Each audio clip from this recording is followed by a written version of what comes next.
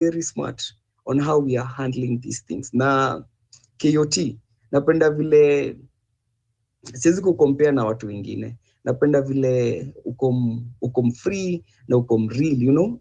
The realness ni kenye tumelack kwa young people. Unajua, watu wanapenda hands out. Mtu akipewa hands out anachorea story. So, wakati tunago story ya Dani, manze, tukue too real, tuulize swali mingi, Adani inataka nini hapa kwetu? Na hii 18% itakuwa inaenda wapi? Hii Adani, like, we just, tuambie tu president, we don't want it, and that's it. Na tumpe reasons why we don't want it.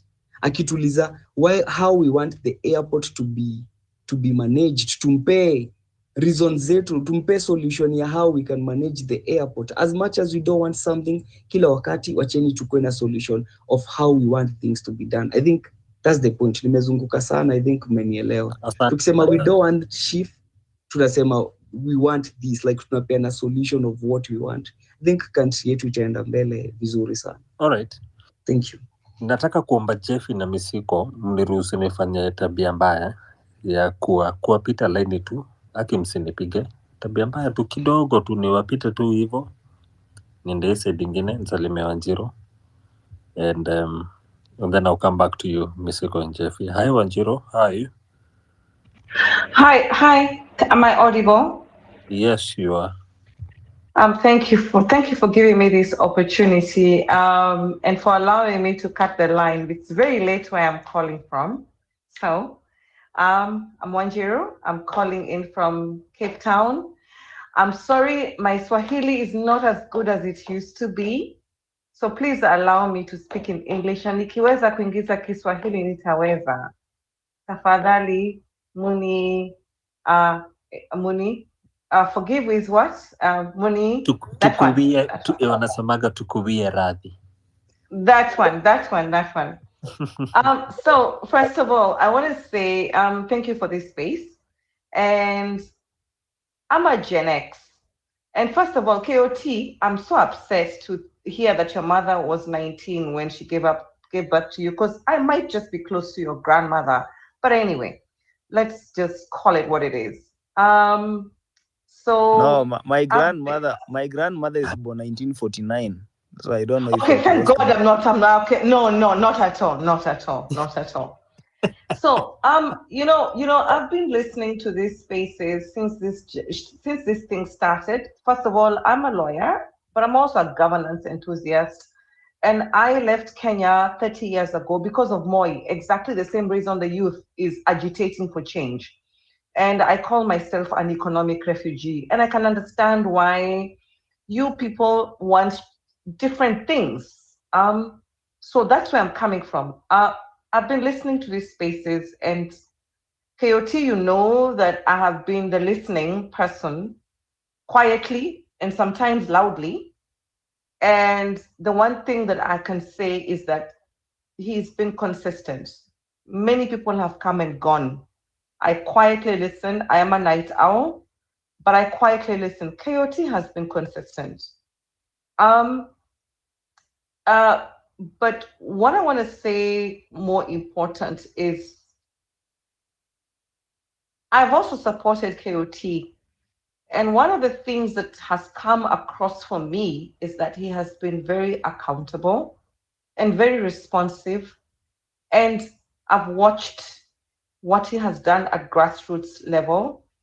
And for me, I see results all the time. And where I come from with my work that I do in South Africa, consulting for the ANC, the EFF, and all the work that I do here, I think I see that kind of consistency of somebody who truly is a champion for change. And I'm not saying this because I've never even met KOT. KOT, I've never met you in my life, but I have watched you, and I've watched various others. Kina Wanjiro, you have not gotten this meteoric rise. You have not been a Caswell. You have not been a Morara. And I'm not saying all these people are wrong. But what I'm saying is that you've been grounded as a person and consistent with your messaging. So I think you are somebody that I can back easily, and I have done it with my money and with my networks and with my knowledge, and I think you will acknowledge that. So one of the things I want to say is Kenyans, we need to be very introspective about the kind of leaders that we're choosing. Are we going to choose the flashy, the ones that are doing these big things, or are we going to choose the people who are grounded? I look at leaders like Okiya Mtata, not flashy, but they've got a history of being consistent about fighting for our rights. Our leaders are a reflection of who we are. So sometimes we need to introspect very clearly about what we want for our future, and we need to choose leaders who are reflective of our values. And for me, that's important. So consistency for me is everything. People who are built to last, there are books that I always recommend, Built to Last and Good to Great. Shiny diamonds and shiny things are very interesting and very exciting, but how long do they last? When you look at gold, is it solid gold or is it plated gold? And I'm saying this not because I'm criticizing, I'm just saying let's be introspective. I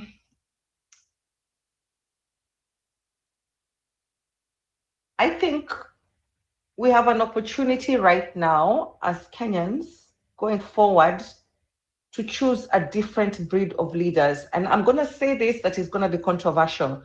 Perhaps Ruto came in to teach us a lesson. Maybe he came in for a reason. We've been like a country that is frogs in a in a pot where we are just warming up since 1963.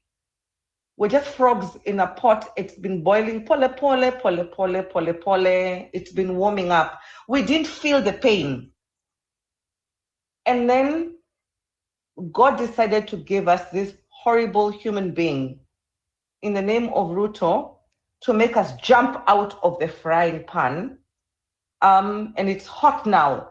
So I think we need to understand how blessings come in disguises. And then we must make hay where the sun shines. This is a massive lesson. And I've been listening to a few people who've been speaking. So what I'm hearing is that we have an opportunity now.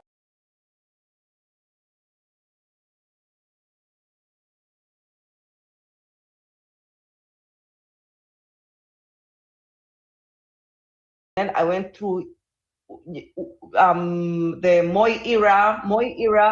I was a Gen X when Moi was the leader of Kenya, and I left.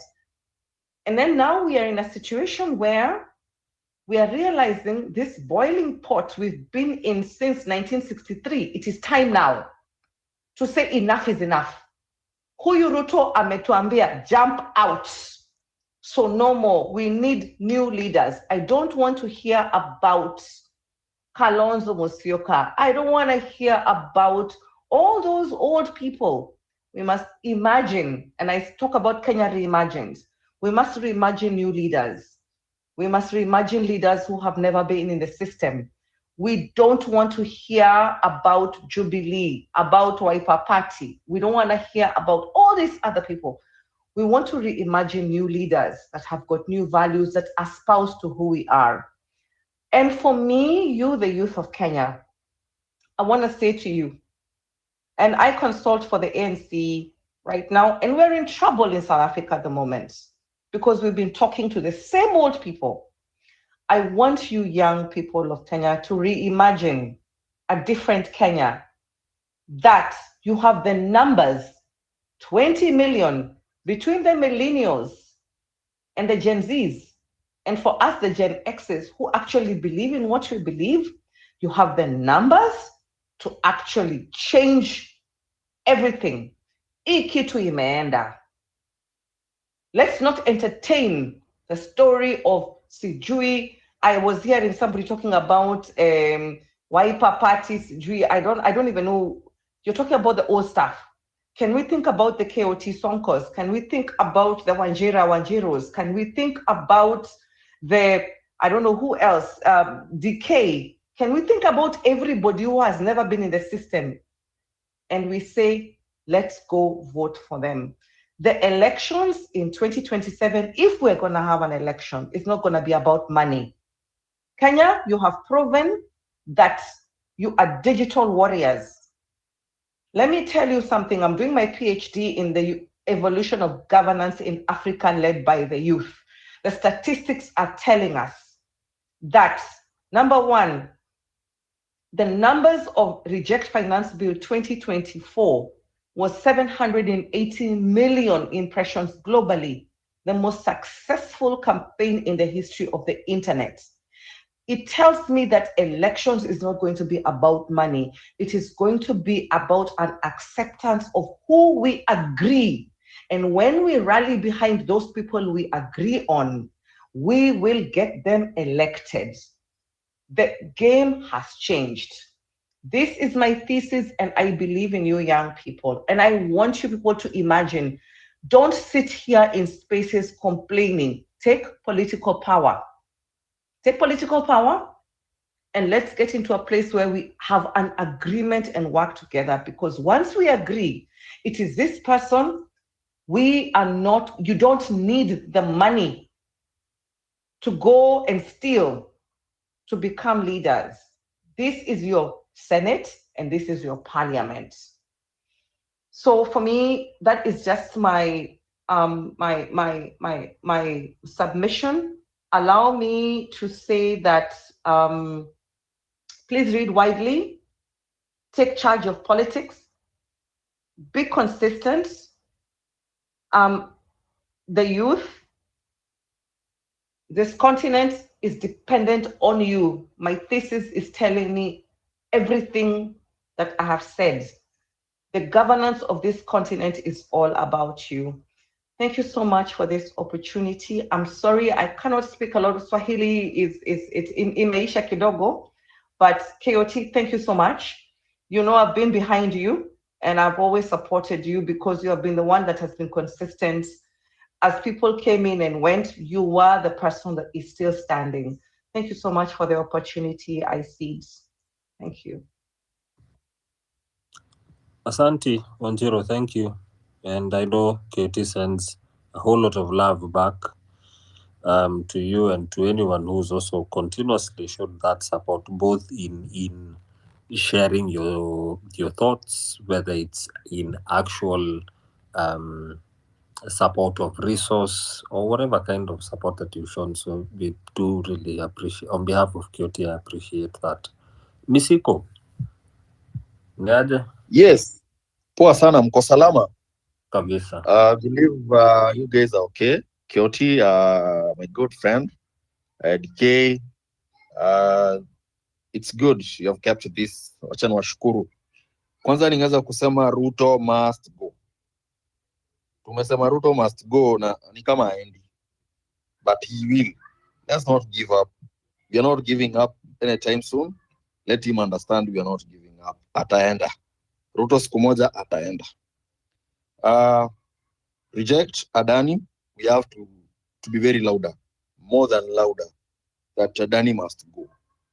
Why should Adani go? Because we are not, I'm even shocked that today they got stopped, the Katara.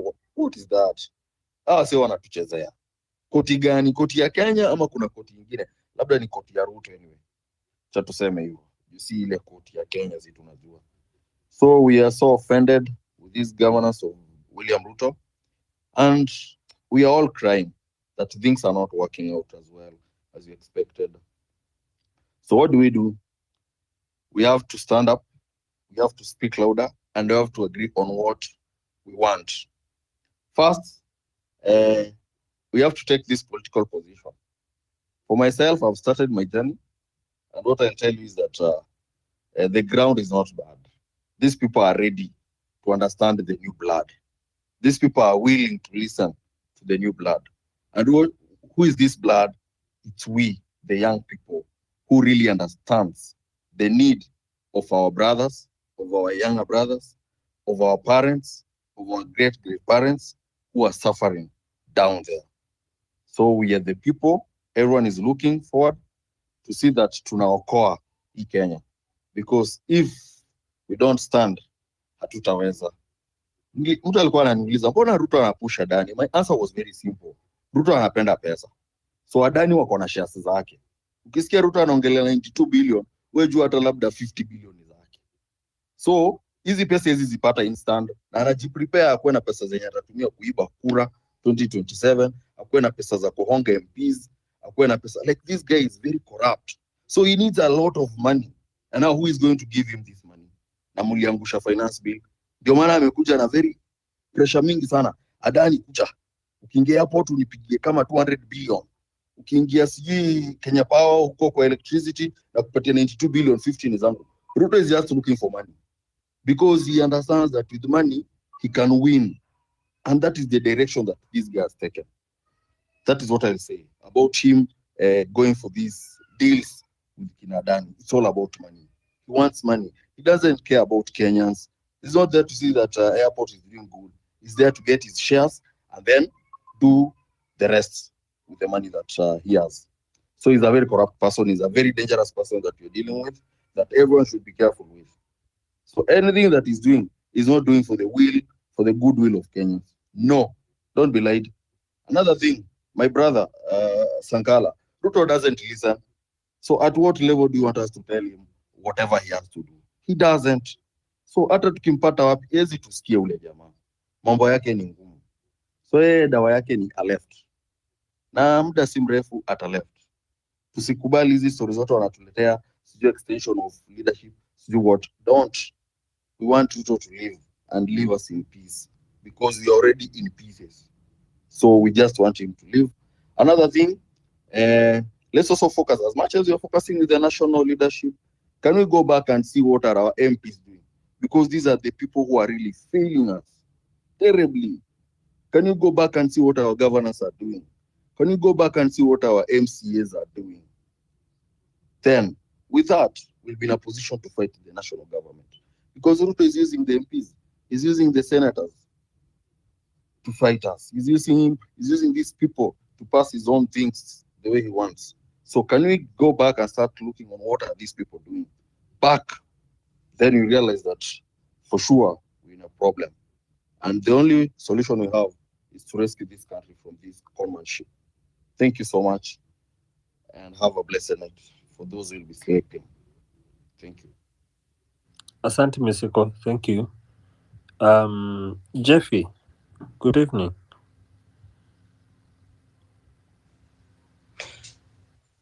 Good evening. KOT, how are you, bro? I'm fine, bro. Yeah, I hope your day had been good. Najua tumeenda huko. You've submitted your, your hard copies in the Senate. DK uko aje, bro? Tuko salama ndugu. Huko ni kudunga inject kama inavyofaa. Asante. Thank you for the space. Thank you for the speakers panel and everyone who is listening. A good space that we are having and a very good conversation that we actually having here. Reject Adani deal protects. Maybe this is where I would start it from. I think the political class, and of course beginning from the head, which is the president, Ruto, ni kama sisi wa Kenya ni watu wajinga sana. And I remember there's a musician, sijui alikuwa anaitwa King Kaka, I don't know which year, alikuja akatuambia, na nyinyi wa Kenya yenyewe mmekaa wajinga sana. And I wouldn't take fault for that because we have a political system that is so wired against the people to the degree that watu tu wamekubali that is the norm. imagine or reimagine of a different sphere or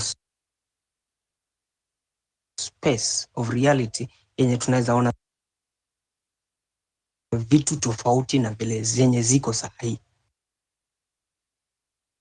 You know, the reality. So this is where I'm going with that. I've talked to people over the week, and there was this push of the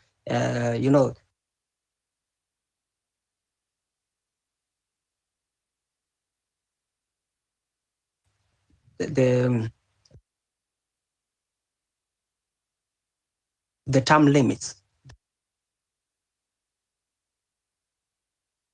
the presidential term limits from 5 to 7, and of course that applies to the whole of leadership.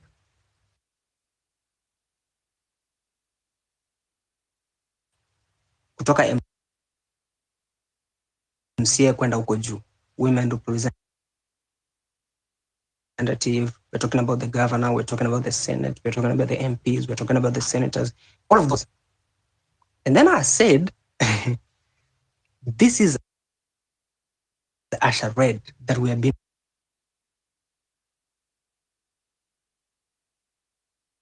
treated to. It's a circus.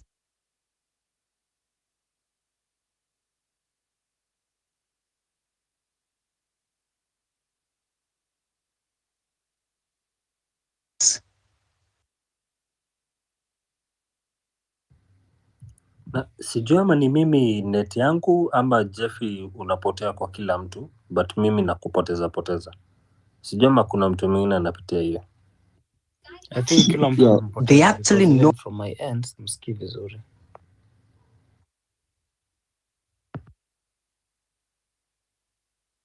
it's unconstitutional. Is there anyone It else cannot who's happen losing without Jeffy? a Sure. We can't hear referendum anyone. according to the Jeffy, for some reason, for the last like a minute, you've been breaking, like a proper breaking. Eh? Can you hear me? Jeffy, can you hear me? Okay. Jeffy, kama unanisikia nitakuomba favor. Please just drop for just a second. Come back. I'll spare you your 2 minutes. I'll give you your 2 minutes again. Hopefully we'll get your net to go back venye inafaa. Sawa. I hope you can hear me, Jeffy. So just drop down and then come back. Hopefully itakuwa sawa. Ndiko na kina Kenda admin wamekaa, Rasji najua alikuwa amekaa akatusisitiza hapa hivi story za KOT kidogo. I know he'll want to give us a submission. But do allow me before I go on, for everyone who's listening, and KOT allow me as well, because I may beg to leave in about 5 or 10 minutes. I need to get some sleep. I have a bit of a day tomorrow, but I wanted to say two things. Number one, there's several people that have I don't know if it has applied to anybody else who has been vocal in different ways on these spaces, who's probably gone through this. I think personally I have, and I'm only mentioning it now, not because I'm trying to make this about me, but I think it kind of also affiliates to several of us who become common voices and common faces across the different spaces. When we continuously go through and you find us with certain particular persons, it is not that we are affiliating ourselves to friendships just for the sake of it. We are doing what people will continuously do as you go by is that people will levitate towards each other based on the principles and the values that they are sharing. If today I listen to Wanjira and Wanjira says something that I do not necessarily agree with, it does not mean I'll shut her out immediately. But the more I will continuously listen to her in different places, the more I'll know whether I'll levitate towards her line of thought or I'm going to go somewhere else. whatever has been happening over the last couple of months in all these spaces, as nasty as it has been, not just the spaces, but even on X as a platform by itself and other social spaces, in my opinion, has been a certain level of unnecessary evil that I think should even continue to go on, because it will continue to sieve off what the Bible used to call separating between the, used to be called the wheat and the chaff. It may be a nasty business to a certain level, because, I mean, nobody really ever wants to be in fights. But in a movement like this, you're always going to have people who will have self-interests, interests of other people, and simply people who just want to be in the middle of the conversation. In the midst of all of that is when you start getting to know who are the people you're levitating towards the same direction with, and those who are not. Some you may need to call out and have them drop off the bus because you called them out, while others will simply fall out because they will not keep up with the bus. They will not keep up with the movement. They will not keep up with the transportation. They will not keep up with whatever it is that you're doing. And if you're keen enough in whatever we're doing here, that should be your guiding factor. Sure, we really want to fight for a better country. Absolutely, that's what we want. I mean, even though QT has really made me feel so bloody as old, I always am very proud to say as a 35-year-old young man, that's what I want. Now I'm feeling very old just for saying that. But beyond that, I also want to levitate towards a good governance and a better country with people that I am sharing a like mind with. So that when I omit all this, and forgive my language, Coyote, when we omit all this bullshit that is in front of us in the form of leadership, then who do we replace that leadership with? It is people that I have levitated towards the same direction with. So both those who have clearly come out like Coyote and said, I want to be a leader in the midst of you. I want to be a leader in the National Assembly. Or another one that will stand and say, I want to be a leader in the County Assembly. Or those like me who have clearly said, I have no interest in any political seat, but I have every interest in supporting those who are like-minded like me in fashioning their message as a communications expert for them to reach the people that they want to reach in the right way. That's my business. And I think that's what Rusty was telling us a bit earlier, that's what we need to each one of us find. So someone like Nigeria, when she's out there, and I'm hoping one day I get a chance to engage her in a bit more dialogue of a conversation, who has her own experience of governance, both having experience here in this country and what she practices out there. She has something she can offer me at the table, either as simple advice or even just coming and calling me out and telling me, DK, Appa, this does not normally go like this, or this would be my thought. Or Wanjira can come and tell us, while nyinyi mnakimbia civic education ipande na mnakimbia hivyo, tunafanya hii mambo mahakamani, tafadhali mnapokimbia huko pia mnapokimbia kwa streets, mwambie watu kwa streets that 11th November kutakuwa na hii na hii na happen Milimani, so let us be there.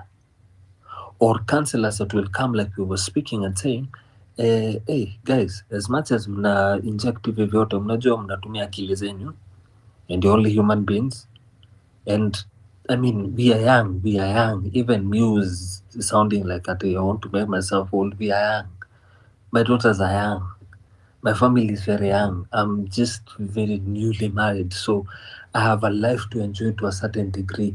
So when a counselor comes and tells me, this is what I can offer, then it helps. So let us try and indulge ourselves in a way that we're levitating towards the same direction by understanding who we have the same principles with, drop off who we have to drop off. I'm feeling no pain at all dropping off whoever I need to drop off, because we're not here to make friends. We are here to make a better country. There's a difference between being out here to make friends. That's not the business we are in right now. We're in a business of making ourselves a better home. In the business of that, you make friends, sometimes you make enemies, sometimes you have people that you may not agree in certain places, but here we agree because we have one goal. Kioti, asante for always giving me a chance to co-host with you. I have to call it a night, but thank you to everybody who's been talking to us, and yeah, I'll see you guys tomorrow. Okay. Thank you so much, DK. And so, guys, I think in the next 13 minutes, I should also be winding up the space to go. Kioti, uko hapo? Yeah, Nataka ni niko hapa, najua ukuje uniintroduce. Wacha niache Jeffy umerudi. Jeffy, I hope mic yako iko hot. Wacha nikurudishie. Yeah, thank you. Alafu I hope I'm audible now. I think my network had a couple of technical hitches. But going from where I had, last left, I think this government has treated us to enough ridicule, to the place that we've been pushed so far to the wall that we cannot go beyond that wall, and the only resolve is either you fight back or you die. And I'm not normally a person who gives up really, in those circumstances, but I think we have taken out ourselves as the young people. We've voiced out our cries and our demands very constitutionally, democratically. We went out with the bottles and flags and just voiced out and said, this is what we don't want and this is what we want. We simply want good governance. We want transparency. We want accountability for our leaders, unarmed at all. And then we have over 60 people killed, shot at, dead. And then we're like, hey, is it commensurate? Like, is the force commensurate? Mtu akikuja na chupa na akuje na maji, akuje na flag na akuje na sauti yake, unampiga risasi, whether it's rubber bullet or it's live or you are sniping at them. It doesn't call for that. And then we were told the president is very ready, willing, and able to listen to the people. And we asked him of one thing: drop the finance bill, which he did. Second demand was, we want you to dissolve the cabinet. What did he do? If he was a listening person, he actually reshuffled the cabinet and reappointed it.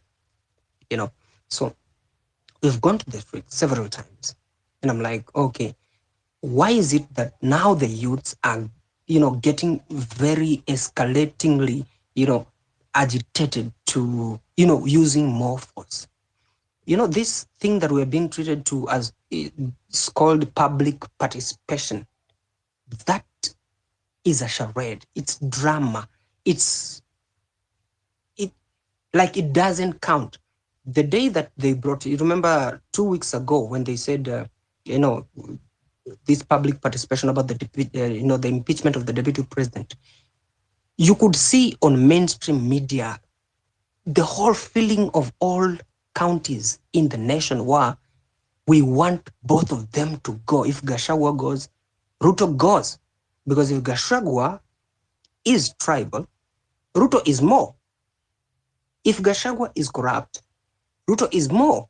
And for us, there's never one time we pushed for a hashtag of Gachagua should go. We went for Ruto must go. Not as a person, but the whole system should go because it's not working for us. That's why we came up with this idea of we need to drain the whole swamp. So that did not count. We were yet told that Wakenya walisema tu, a majority of them walisema Gachagua should go. That was not the case. Now, look at today.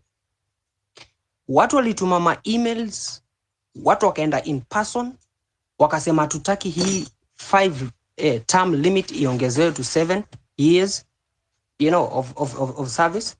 What did Cherargei tell us today? He said 80% of the people who actually called him or messaged him, whether on messages or WhatsApp, watu wote walikuwa wanamwambia tu wana support 7 years term limit. And I'm like, what? So you keep Kenyans so preoccupied. They are so busy. What wanajaribu kusubmit their their submissions and their comments, and all of them, they don't even count. So my question is this: hii gava inataka tuongee language gani yenye wanaweza sikia? They don't listen when we follow the constitution, which they do not follow, because if they were constitutional in any way, we would not have all these abductions, killings, people being stacked up in paper bags. We find them in river yalas. People just die, and yet we have a rule of law. I don't think so. So this is how I want to end it for me. When you talk about Adani, Kenya, we are so lazy to find information and detail the nitty-gritties. How is it possible that we can, get foreigners? Why, for example, is anyone not asking the question, public participation ilikuwa wapi wakileta hizi vitu za 30 years? Like, we will be talking about this in 2048, ndo hii deal inafaa kuisha. And we'll talk about Adani, we are talking about JKIA, which means all airports. We're talking about Ketraco, We are also talking about the Shif and Shah. Where was public participation here? How is it possible that a foreign company comes in, invests in our nation, takes 18% of annual profit? And they invested 1.85 million US dollars. That would translate 240 billion Kenya shillings. What that means is this: Adani will be collecting a revenue of 16.2 billion Kenya shillings annually. That is their projected profit. What do we call investment, return on investment or return on equity. And according to those agreements and clauses, if they don't get their 18% profit back, that debt is transferred to the government. They have to meet that legal obligation. And when we talk about the government, kwani government inatoa wapi pesa? It's from the people. So it means more taxation. You get that? These are the things that we're not looking at. Mimi, I'm like, okay, Raila amekuja amesanitize Adani juzi. Akasema Adani is good. How old is Raila right now? Almost in his 80s. And that's all for me. I'm so fed up with this psychophancy. Ati mtu wetu amesema. As long as Raila or Ruto has said something, then it has to be right without interrogation of the details. Because in 30 years from now, Raila will be around 100 plus. The probability of whether or not he will be alive is very slim. So, kama naweza kuja afanye agreement ya 30 years going forward, huyu ni mtu mwenye anaangalia self-interest yake now and here. If we accept this deal, he's looking at the millions and the billions of shillings that he is going to get from this loop right now, the loot. You get that? So, maybe we need to wake up. I'm ready for 11-11. Tutokea twende milimani. This is going to be a great scandal. Okay. Thank you so much, Jeff. And so guys, sijui kama umesikia Jeff kitu amesema on 11th November. We'll be going to Milimani Law Courts to give the backup to the lawyers who will be on the at Milimani Law Courts over the issue of Adani. So hiyo 11th, we need to be there in large numbers. Hatuendi kuandamana, hatuendi kufanya kitu ingine, but we're just going to ensure that we give those guys the backup and Adani must go. So nimewambia nataka at midnight East African time. Some of us will retire to bed, so we have like 4 minutes left on dot. Then we call it a night for us wenye tuko Kenya na East Africa. So let me give it to who is this? Kimani, and then Kenda. I think hao ndio watakuwa our last speakers on this panel. Hi KOT, hi Kenyans, hi everyone. First, nataka kusema I want to split these minutes with Kenda, but one thing nataka kusema from this discussion is that what we feel inside, kwa sababu tunaiona how these guys are carrying us for fools, and they know that we are angry enough, and that's the reason why kwa streets they are unleashing policemen on us to shoot at people. In the past protest, a friend of mine, Ilesque Uhuru Park, as a cocktail, was shot on the leg using what could be a rubber bullet. What could we don't even know. It's as if wanatumia different weapons on us. But this is a clear show that first, William Ruto is afraid of the people. And the people are bold enough to say that whatever machinations that William Ruto is doing are not with the people, and the people have refused. But you see, what's happening right now is that the dictatorship will continue to push itself on us more and more. Na hiyo tunaiona, we know it. We've seen it on the streets. We've seen it with all the more than 62 people who've been killed, with the many more hundreds of people who are being reported missing. We're asking ourselves, are we not seeing this? Because I think it's enough. Enough is enough. Even trying, I give accolades to the people who went for participation today, but also in the back of our minds, we have to be asking ourselves, are we flogging a dead horse? Because ideally what we have is a dead horse in government. And what the people are saying is that we don't have the time or the interest of pushing them towards achieving what they want. So to cut the long story short, 11/11 tutakuwa pale kotini, as KOT Sonko has told us, hatuendi kuandamana, we're just going to give backup to our lawyers. And we know that these things are going to come back to us. Tusikufe moyo. There are things, many things. I think I invite us all to look at the cycle of movements. I think we're in a situation where we achieved what we achieved with the past protests, but it's also dawning on us Kenyans to know that the journey is still long, but also we have to walk the journey because I don't have any other choice. We don't have any other country. So in the long and short of it, KOT, thank you. Thank you, Anjiru. Thank you, everybody who's been to this space. Let's keep talking. We will find an answer very soon. Asante. Okay, so Jeffy, I think I can go to Kenda. I can see our good friend Ras G. He wishes to continue with this space. So mi nitamweka kama co-host, then honestly me from my side I just want to retire to bed because I've had a very long day, but neza acha the space running. Ras G will talk over because I'm a request sana from my end. So guys, before I go, mi nataka niwashukuru sana, but you guys know that I'm doing civic education from county to counties with my good friends.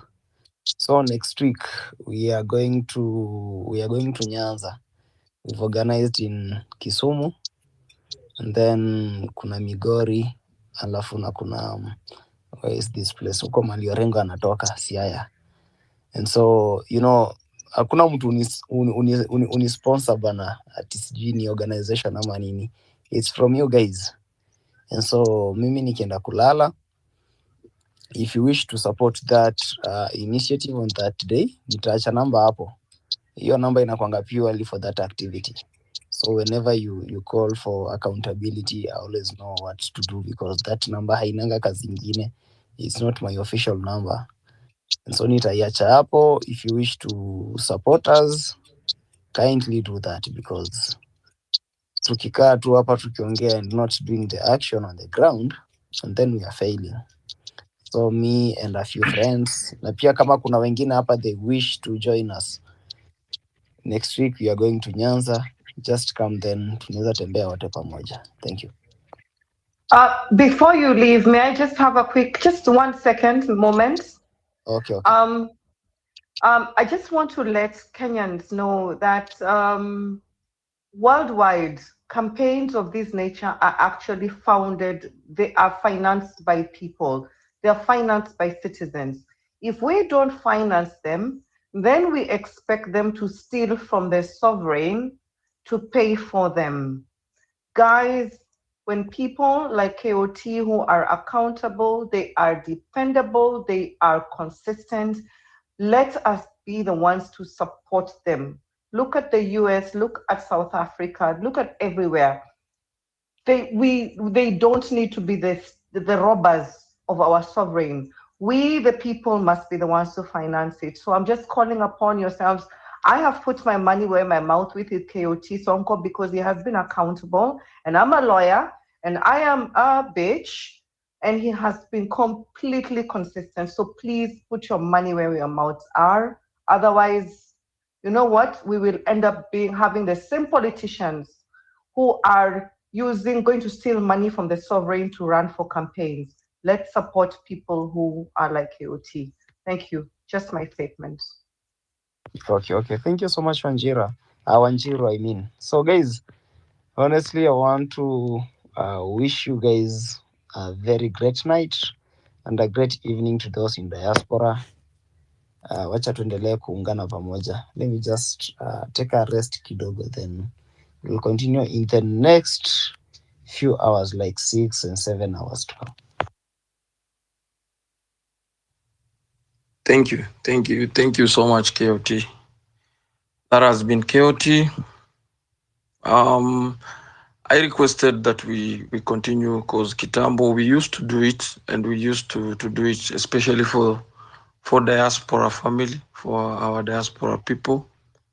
I know these are the moments, you remember when KOT used to take a break at this particular time. I think Toria and Binti. Now that Toria and Binti are not around, and we want to maintain the consistency, because people must keep on talking. We must keep on encouraging each other. We know we want to appreciate everything that the diaspora family are doing.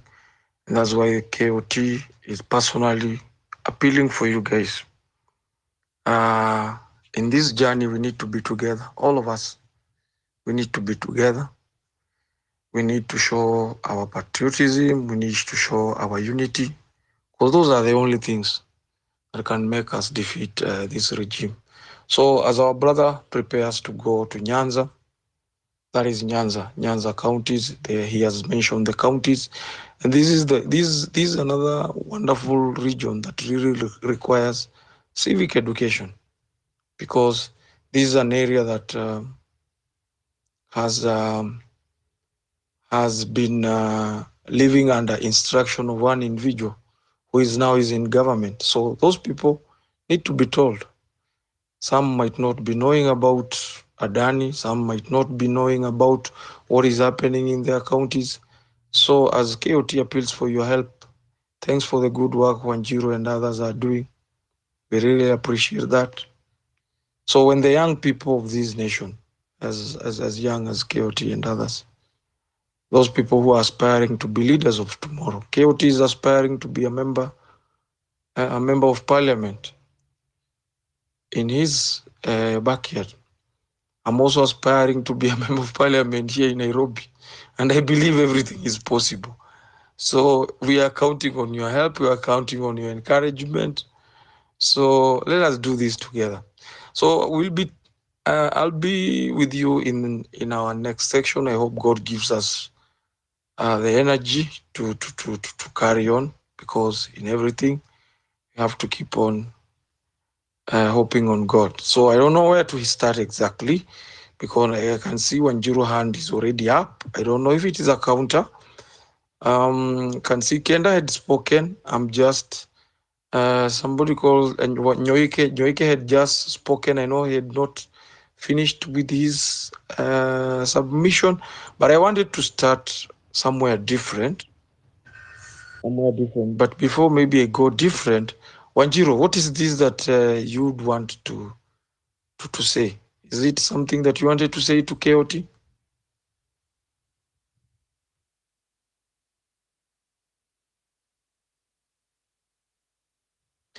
KOT, can you confirm whether our mics are working? Wanyoike, you can hear me? Yes, loud and clear. Okay, Jeffy, you can hear me? Oh, Wanjiro hand is up. I don't know. Maybe I'm a No, Kosea. my mistake. I need to seed. I need to seed. Okay, you need to say something? No. I was done. Sorry. Oh, you are done. Thank you so much. And we've said that we really appreciate what you're doing. Thank you so much. A very important role you're playing. Now, Eric, I would want to Yes, start yes, with you. yes. Good Can evening, Russ. You getting me? yes, loud and clear. I can get you. Go on, submit. Uh, Thank you very much, guys, for giving me this opportunity, at least to uh, give you some energy on this fighting and liberating our country thus this far. Um, Mine is to talk about the trend I've just been seeing about electioneering period.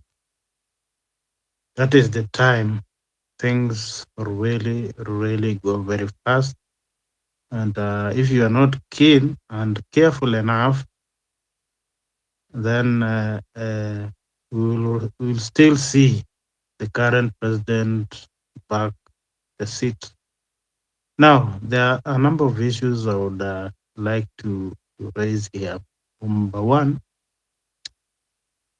as much as we would wish to inform our people in the backyard on the importance of changing this government, the current government, another very important issue is we as citizens, we need to rise up and uh, and uh, and during that electioneering day, things really happen a lot. A lot of things happen. There's money changing hands. There are there are ballot papers brought in from different quarters after people have voted and being sneaked in and marked already. Or there are numbers that are being skewed here and there to make sure that the incumbent people are brought back to the seat.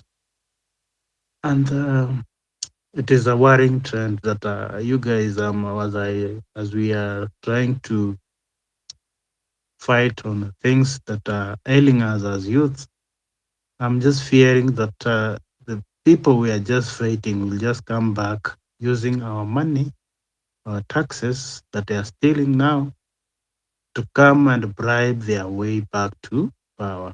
Number one, there's this issue of IEBC, Uh, there's a trend I saw sometimes back and on the last election, and I saw it coming, and these politicians are using it very much.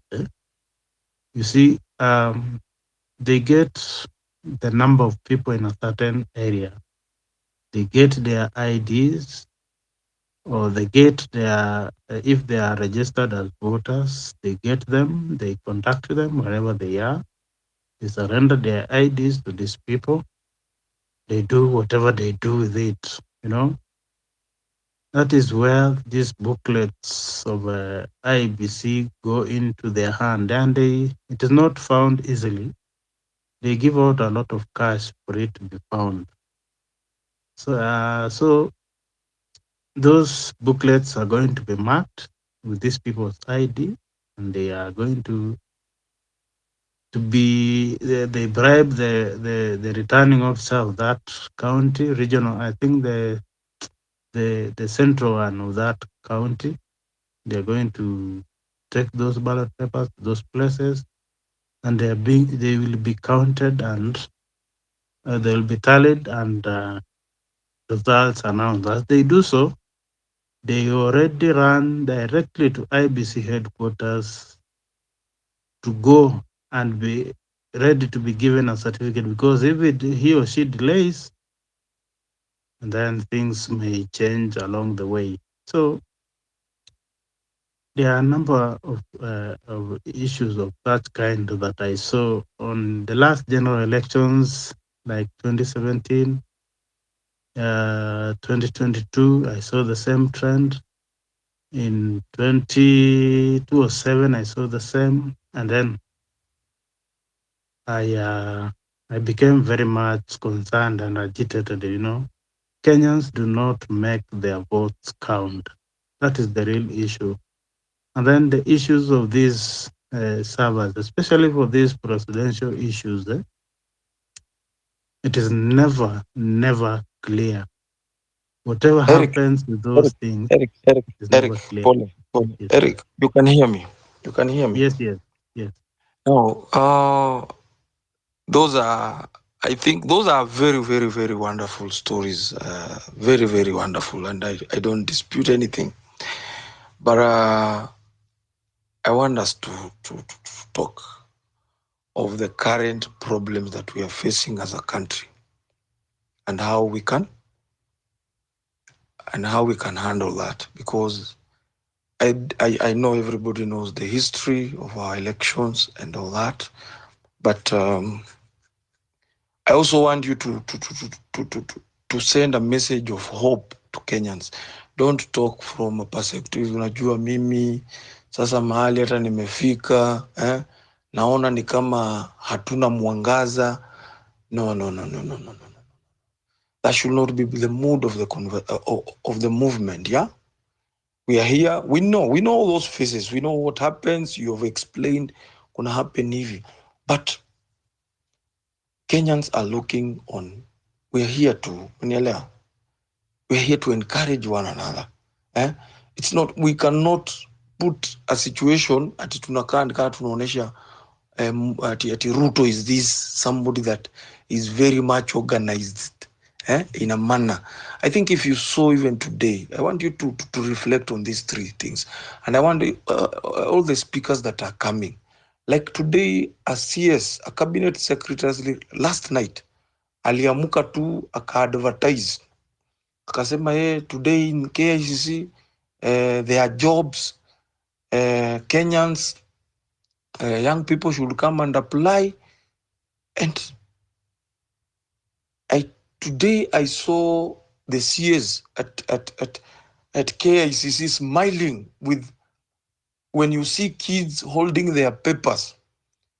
And I'm not saying the Middle East that kutafuta kazi ni mbaya, but we all know what happens in the Middle East. The very many cases zimerudi nyumbani. But these are our young girls and boys whom this administration, when you go to their manifesto, they promised creating jobs in our own country.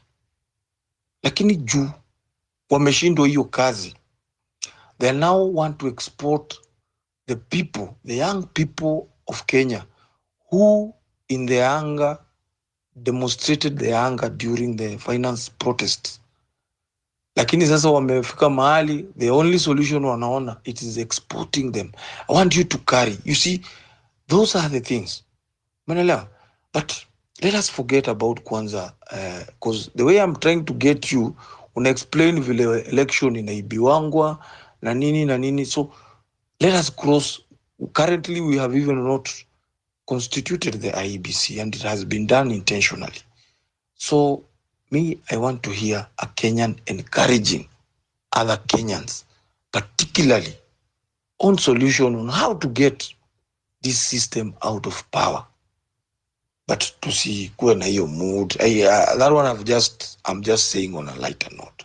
So I think if you can if you can understand me, any other person who is on the speaker panel, yeah, let us just encourage one another. Let's avoid because I've realized even in other spaces, there are people, and I'm not saying Eric, you are one of them.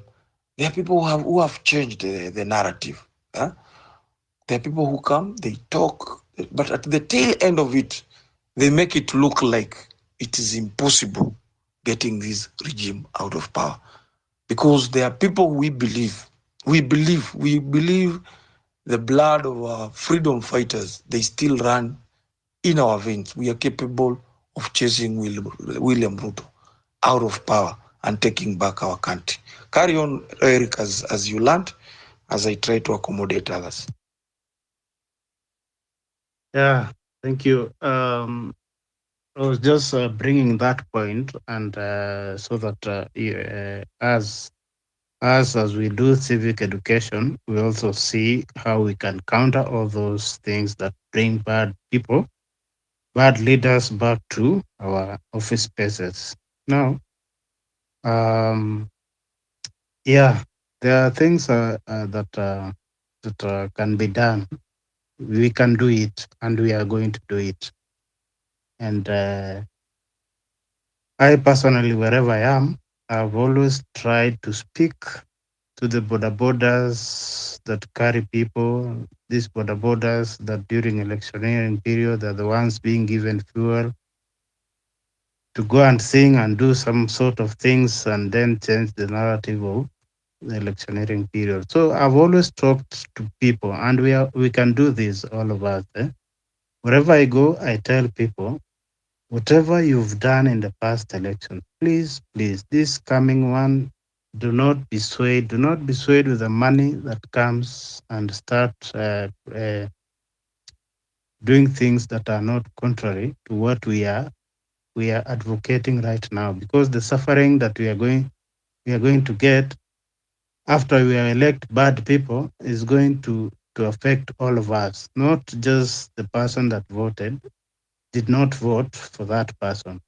Now, there's a number of another thing that came up like the other few days, and somebody is just saying that they should add these terms, presidential terms, MPs, MCAs terms.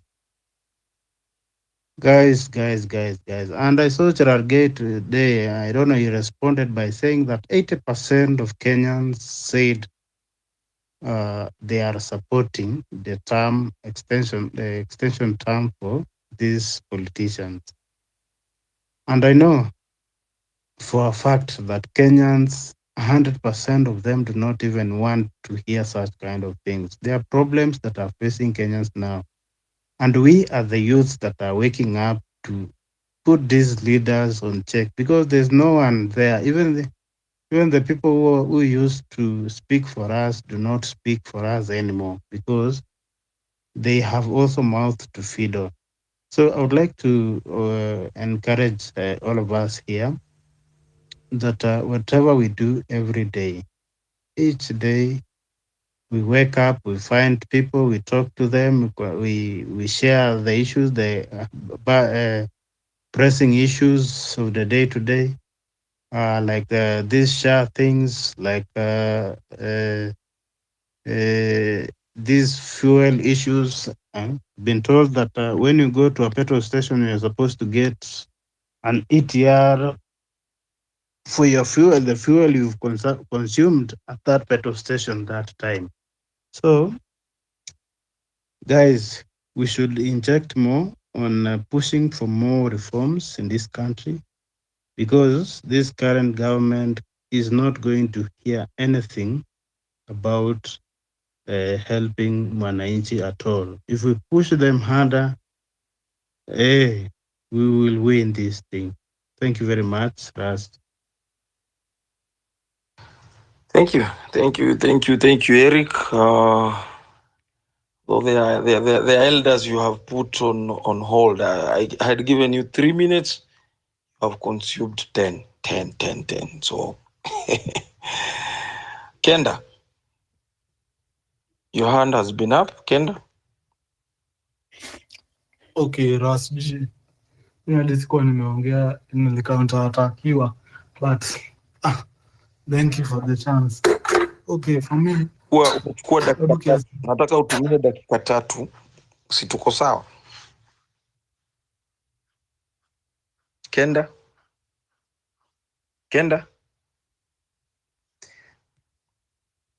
you have disappeared again. Kenda, I'm saying you have 3 minutes, so I'll be a bit strict with time because I can see I don't want the diaspora people to. There is something I'm checking with the diaspora, so I would want Kenda to take 3 people.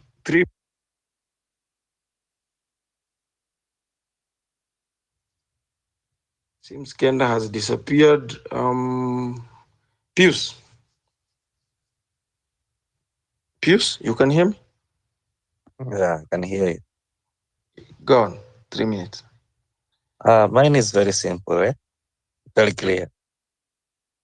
You see this Shah and the chef, ziaborishiwe pia. LSK take the same action with like they have done with the Adani group. They abolish that Shah and the chief. We need to go back to NHIF and they do what is called they clean up in NHIF. Goodbye. Thank you for being very brief and very important. You have reminded me. I don't.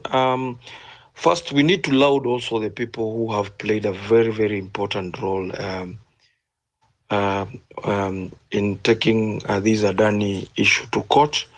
And most of them were just born here on Spaces. You remember somebody like Anthony. Though Anthony has gone with the TJ. There's TJ, and we want to really laud LSK in all these issues.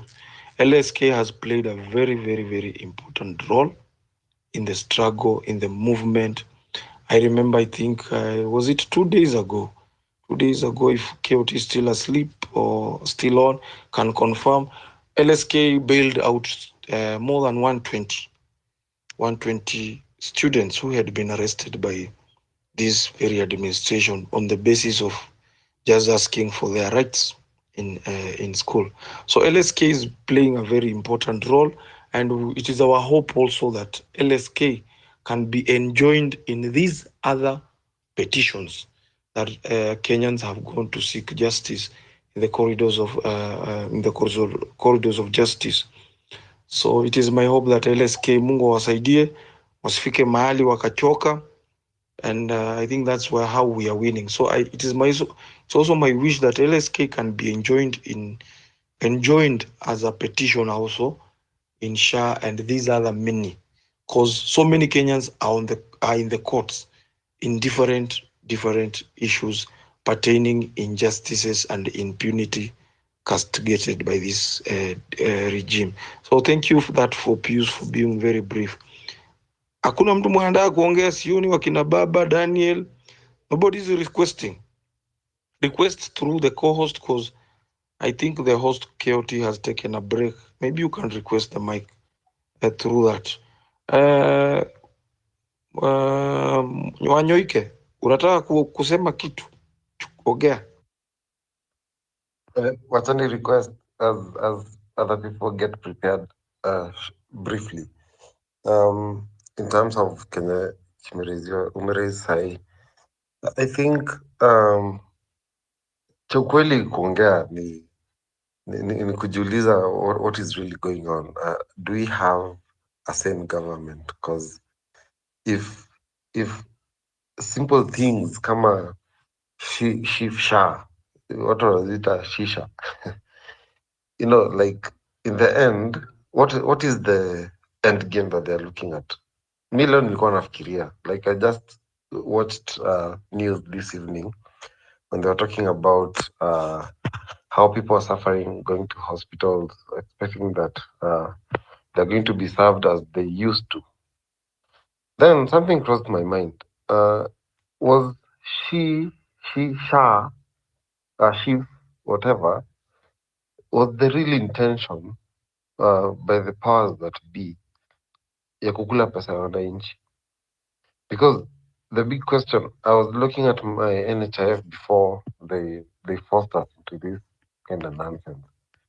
And ukiangalia contributions, not that I've used that money in any way for the longest time that I started contributing for NHIF. But no one is coming to tell us if pesa inaenda wapi. You know, like our contributions that have been done for maybe, if I could talk for myself, I think we will contribute for the last close to 12 years consistently, every month in and out. So where does the one thing that has not come out clearly is, for most Kenyans, pesa contributions zao za NHIF zinaenda wapi? Because if you go to hospital right now, Kenyans are being turned away. Na hiyo ni very painful to see and to witness. And to imagine that there are people who are seated somewhere in the seats of power saying that, elected saying that they were going to provide healthcare for all, only to subject their citizens to such suffering today. That is beyond insanity. Ile ukweli, and we need to be asking ourselves whether we have a sane government in power. And if we do, then we have to ask ourselves, what does sanity really mean, if that's the case? And if we don't have a sane government in power, we have to ask ourselves as Kenyans, how do we end the suffering? And to end the suffering is just to make it sure that we get our country back. There are not ways about it. And I feel that, you know, if we can stand for something, let's at least stand even for our parents. Because see sai ndio tunawitness wakisafa for things that have happened, issues that have affected them health wise. Vitu ni mingi, mambo ni mengi for many Kenyans, only to be subjected to this. You can imagine, they have worked all their lives, you know, paid the taxes all their lives. You know, some of them are children of people who fought for independence. Now, when they heard the stories of their fathers, walikuwa wanajua like, and their fathers and mothers walikuwa wanajua like, yeah, we have independence, now we have the chance to do it. I don't blame them. I don't blame the bloomers, because for them walikuwa wanajua we've crossed a certain path and we cannot go back. But now they're witnessing it in their old age. Is it acceptable? You know, like, this is just not acceptable. I yield the mic. Na hata mimi ndakuwa nasikiza, but yeah, I'm very emotional right now. But I think we just can't afford to. We have many people in this space. If we all pulled together rather than separate na kutafuta siasa ndogo ndogo za pull each other down, we can work this thing out once and for all. Asante. Thank you. Thank you, my friend. I want to welcome Kansino Nini has joined us, and just by seeing you imenikumbusha kitu. I don't know if he has disappeared, and there are things that are happening. I don't know if you watched Madaraka. Was it Madara? Was Mashujaa Day? Mashujaa Day. The reason why I had seen Nonini down here, I wanted to ask him what is his perception here when we saw those boys that composed one of the songs that we used during the anti-finance bill, Anguka Nayo. Huh? And this is a tactic that is being used by the state. Na ndio unaona pia inatumika huku kwetu. We move as a movement, but some of us are able to be drawn or to be, or some of us are like the Lord's wife, yeah? Unaangalia nyuma. There are things that distract you. You know what I mean by there are things that distract you. So lazima tukae tujue. Unajua hii safari si yetu. We are not doing it even for ourselves. We are not even doing it for ourselves. We are doing for a generation, our children. Umeelewa? Tunafanyia watu. So this is a selfless, yani lazima ujinyime. Kenyans will have to go an extra mile kujinyima vitu mingi. There might be a few, many of them are, they are maybe asleep, others are partying. But Kenyans, I know, we know ourselves. Kenyans will work, they are very hardworking. And that's why you see this country is very rich. This is the only country where politicians can loot. We go, for some of us, read history, how the country was looted by the so Nyayo came in, looted it for 24 years. Kibaki came a little bit, kukaa but it is a country that never falls. Hata wakiiba aje, hata sasa hivi vile bado wanaendelea kuiba. Nika country, it tells us that we have a lot. Even if we don't have oil and these other natural resources, this country has a lot of hardworking people. Unaona ile labor yenye tu tuko nayo, the amount of labor. That's why you see Kenyans are outside there toiling and working hard. But at home, we have other bunch of hyenas wenye kazi yao tu ni kungojea ushuru wetu, wanaiba na wanafanya kila kitu. So I brought that point across because I had seen Nonini here on the panel, and it's so sad. It was so sad for me even to watch those boys that sang that song Anguka Nayo, and I know it is not their wish. I know Itumbi is very good in doing that. He's very good in looking for opportunities, telling William Ruto, unajua tutaenda tutafute. So I think bigger artists and artists who have been in the movement, who have composed songs for the movement like Nonini, I wanted to hear from him. What is he doing to make sure that these boys don't get out of line? Because there are gigs that hata kama ni pesa, unaelewa, they don't go well. Unaelewa, they will not go well even with the public. But I don't know if he's still there.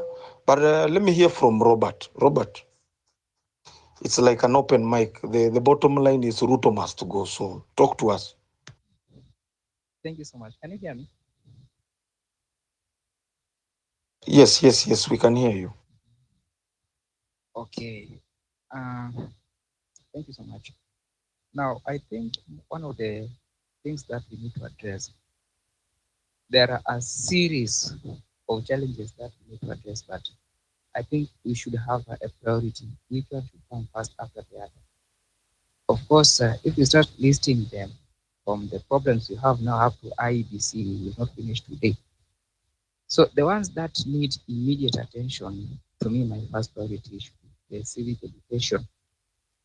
Because these things used to happen before, and then the demonstration at least woke some of us up, but there are even more things that are still going on. So if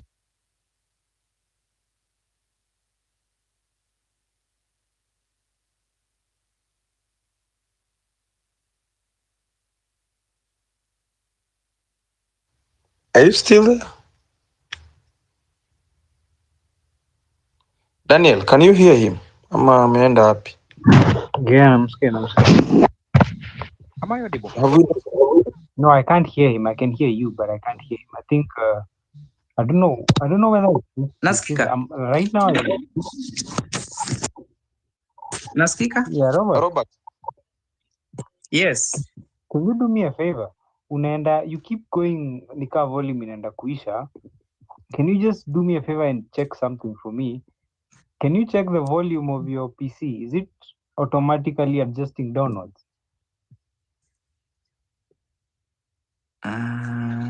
The volume should be right now. Kuongea as you look at it, and then tell me whether it's going to adjust downwards. Because mine was doing that on multiple spaces. Just as you talk, just keep looking at the volume thing. Okay. I'm actually using a tab. I don't know whether I'm now audible enough. Yeah. That is better now. That is better. Go on. Go on. Okay. Yeah, so I was saying that the bigger part that we need to concentrate on right now is civic education. If we know how we can take action, how we can come together and act immediately, I think we can stop a lot of things from happening. Because even this Adani deal, if we are to act, then we can do something that Adani can even run themselves without anybody telling them to go. But since that there is that chance of entertaining.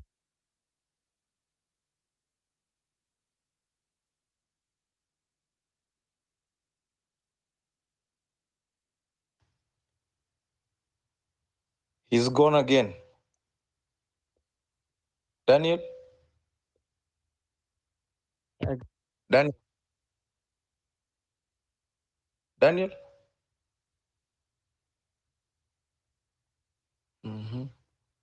Nyoike? Nyoike? Nakusikia, niongee? Not you, onge. Ni hawa jamaa. You know, I don't know what is happening with the mics. Yeah, Robert again is back. It was Robert. the same on Mizani's, even on Mizani's. I was on Mizani 254's space. That kept happening also. Robert, are you nalisikia, done? ukitumia mobile phone iko sawa, but if you're on a PC or something like a tab or a Mac, I noticed that. Okay, I want Robert to be checking on what is happening on his end with the PC and Nini. I think Wanyoike mic is very clear. So Wanyoike carry on as Robert does his thing, so that we don't have tusipoteze time sana. I want to bring some other people to also occupy the speaker panel. So as Robert checks, Nyoike, finish. Nyoike maliza. Ni wewe. Because nimemaliza, I think you can hand the mic to someone else. It was Daniel, or either you or Dan. Did you have anything? Yeah, I did. I think, okay, number one, okay, first of all, I really appreciate the fact that we're showing some wins, because guys were getting so deep. Guys didn't know what was happening in court. In case you people don't know, people did not know what was happening in the courts. People are finding out now about the court case. And I even remember we were with Tony Gashoka on his space, and nikamwambia, you need to blow up the Adani story so that people actually know, so that they can actually see that there's a fight being fought. And I think they took up that because I remember what walikuwa wanamwambia, we don't know about it. And I think they went on in the back end and they blew it up. So I'm happy to see that these small wins mean a lot, because especially after guys saw this guy is winning shift. But the thing I love about this whole situation is that Ruto makes one step, but because he's sociopathic, he makes another messed up step somewhere else. Like right now, if you're looking at the cops, they're pissed off as hell. I'm pretty sure hata sahii tukienda maandamano, I think hata wanaweza katuletea maji.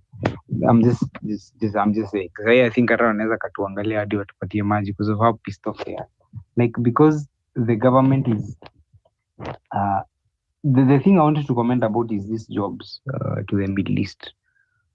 I mean, I don't know why people are selling them as a good thing, but you need to know two things. Majority of the European world is running out of human beings.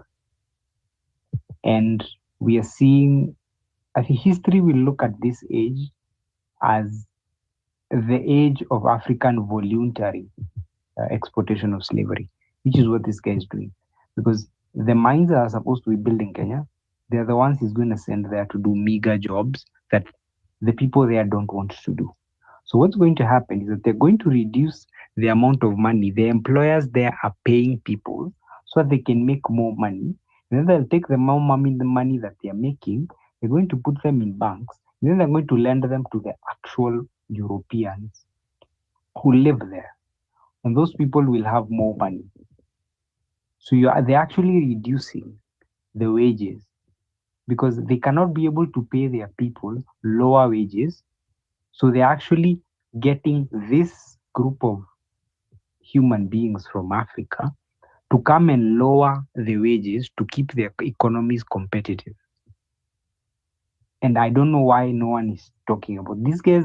You see the corporates in those places. If you have to hire a European, you have to pay them way more money, including benefits, retirement, all that stuff.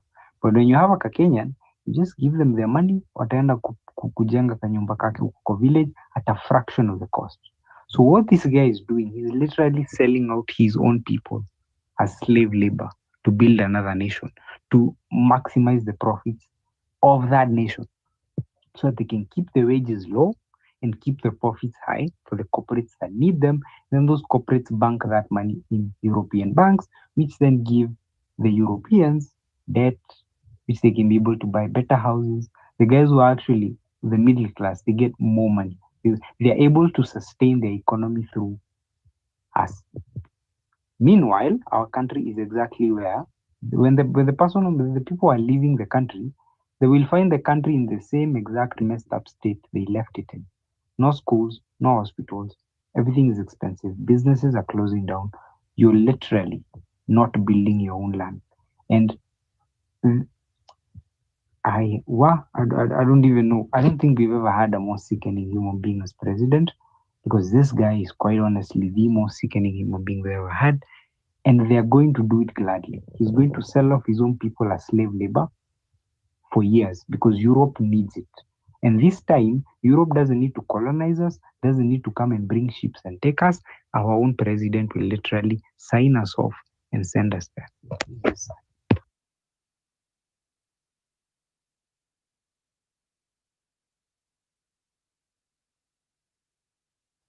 Nice, nice, nice, nice. Now I wanted Daniel before he he disappears. Now what is Kozoko? What are people like Bill Gates doing in Kenya? What are people like Bill Gates doing in Kenya?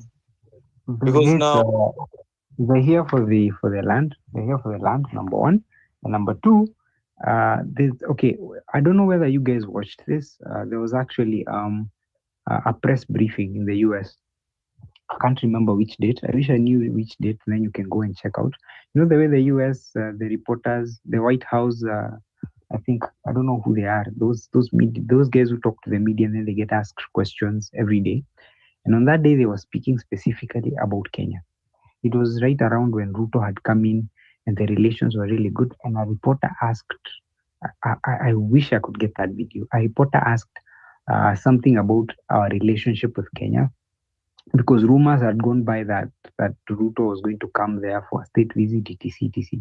And here's what that guy said: we want to use Kenya as a benchmark on how we're going to change our policy for the entire continent. Okay? They wanted to use us as a testing ground for their new Africa policy. Because China had come in and completely removed them. Russia and it's removing the French. So there's also another speech by a European, what is his name?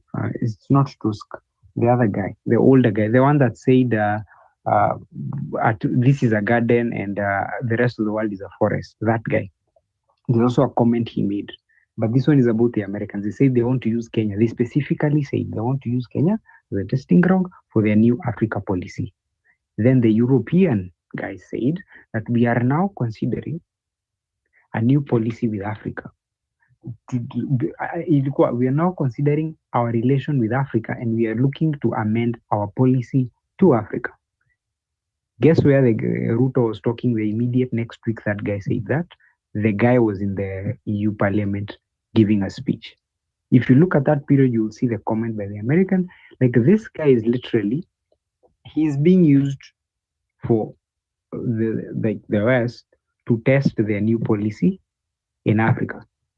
So what happens here is what they're going to spread to all the other countries that they can be able to like wiggle or put under their chain. And this guy is literally giving us up. Like, he's literally selling us out. Like, I wish I know we hate Uhuru, but I think we have to admit this guy's worse. Like at least like, okay, this guy's worse. Okay. Daniel, as before I welcome Ras on the Nini. I think back here at home, everybody, I think kila mtu amekuwa kijua ama kila mtu amekuwa akiambiwa we are dealing with a president who is not only doing bidding in the entire continent of Africa for the European Union. The other day, I think 2 days ago, we saw Meg Whitman, the US ambassador, visit the IEBC, offices. I don't know. I think Kenyans have been calling for the reconstitution and the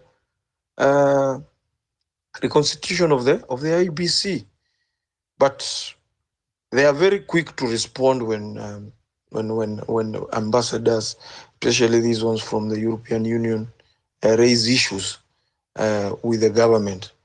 And the government is always quick to respond because on the same day, it is on the same day that William Ruto also responded on the term limit issue, saying that he will not allow any kind of mutilation or disrespect of our constitution. But we all know that those are lies. So I will agree with you to a big extent that we have a very big hand and a very big influence, especially on our democracy, on our way of life here in Kenya, by the West, and more particularly by the United States of America.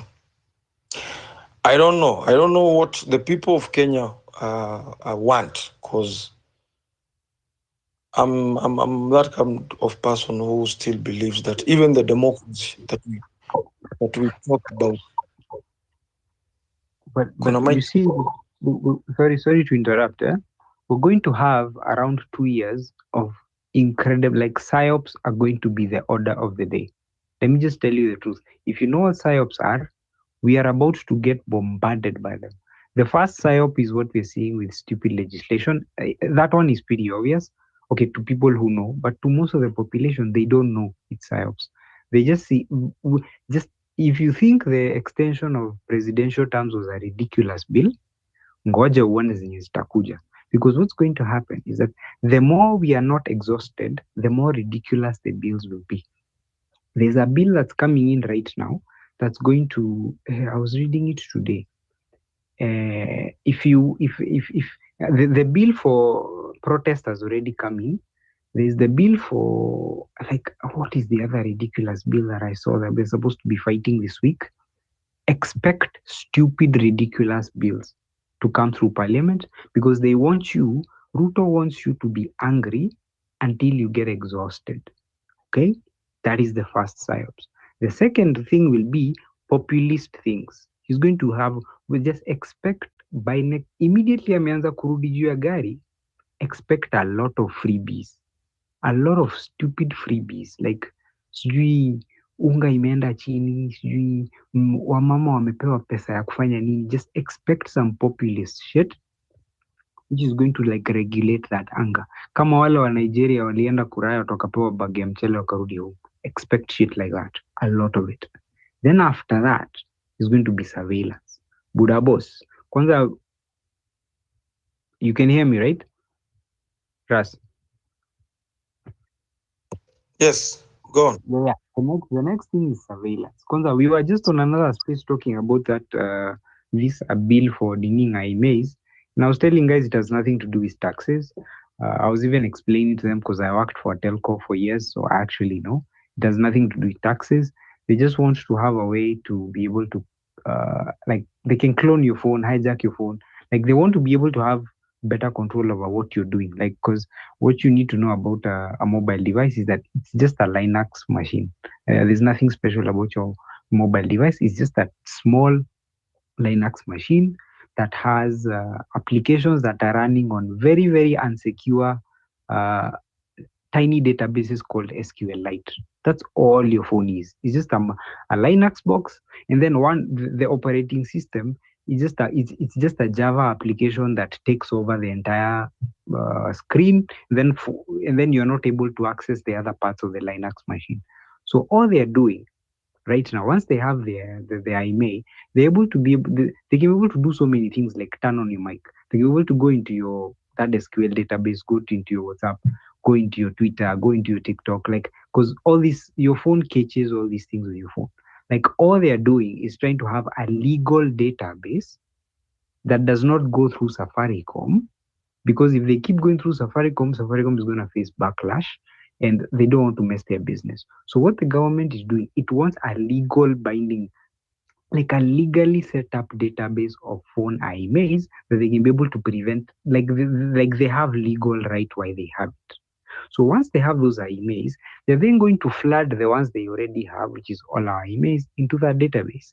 And then the government also has another system called IPRS, which is the one where all the telcos register. That's where whenever you register a SIM card, where Safaricom gets your ID and your name from, it's a system called IPRS.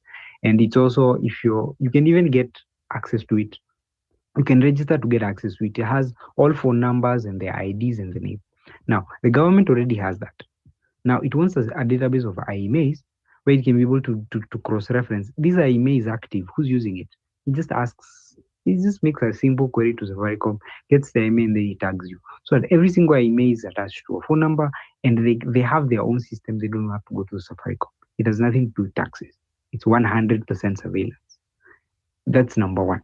That's number three now. Number three is going to be surveillance. And then number four, that one, I don't know how they're going to do it, but it's going to be like just brute force suppression, which I don't think, which I just feel sad because a lot of people might disappear. Like, that's my own opinion. But that's what I see.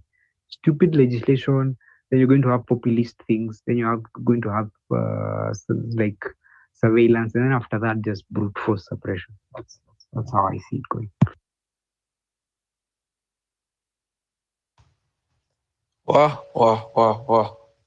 You're making some of us afraid. Unajua tulikuwa tumeona hiyo bill tukadhania tu ni kitu. If that is the plan, then if there's ever a bill to fight, it's this one. Anyway, those are things that we will try and fight them in the corridors of justice. I wish. I think tomorrow, I think there will be a big audience during the day. I hope what Daniel has just explained. I wish we can get others who are not here, especially Kenyans, because unaelewa masaa yao. I think it will be very, very, very much important. I think I'll engage you baadaye on how we can arrange, whether it will be on KOT space or any other space, so that you can highlight some of these things. It's very important. Yeah? You can see we have everything. We have everything in the movement. We have technology in the movement. Tuko na madaktari, tuko na maloya. We are all covered. The only thing that is remaining is liberating the country. It's only that. In fact, hii ingine ndio ilikuwa kazi ngumu. Getting all these minds together is the hardest. Hiyo ndio kazi ngumu. But to liberate the country, it's very easy because it only takes our unity. Unity. It is just our unity. Unity. Because once we are divided, then the enemy will always stay at a float. Yeah. Anyway, I wanted other people to request mics. I want to hear new voices. Yeah. Sahara, Zach, Pauline. There are people who are always good. They want to stay at the listeners panel.